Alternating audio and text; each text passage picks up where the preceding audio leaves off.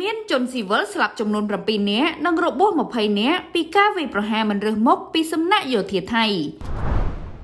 តាមទិន្នន័យបឋមពីរដ្ឋបាលខេត្តព្រះវិហារខេត្តឧត្តរមានជ័យនិងខេត្តបន្ទាយមានជ័យបានឲ្យដឹងថាយោធាថៃបានបាញ់គ្រាប់ផ្លោងចូលជ្រៅក្នុងភូមិឋានរបស់ជនស៊ីវិលដែលបង្កការស្លាប់របួសនិងខូចខាតទ្រព្យសម្បត្តិផ្ទះសម្បែងរបស់ប្រជាពលរដ្ឋជាច្រើននៅត្រឹមថ្ងៃទី9ខែធ្នូឆ្នាំ2025នេះចំនួនជនស៊ីវិលដែលបានស្លាប់និងរបួសដោយគ្រាប់ផ្លោងរបស់យោធាថៃបាញ់នៅខេត្តព្រះវិហារខេត្តឧត្តរមានជ័យនិងខេត្តបន្ទាយមានជ័យសរុបជនស៊ីវិលស្លាប់ចំនួន7នាក់និងរបួសចំនួន20នាក់ភាគីថៃបានយកជនស៊ីវិលជាមុខសញ្ញាដោយបានបើកការបាញ់ប្រហារមកលើភូមិឋានជនស៊ីវិលដូចជាភូមិព្រៃច័ន្ទភូមិជោគជ័យនិងតំបន់ផ្សេងទៀតដែលមានជនស៊ីវិលរស់នៅ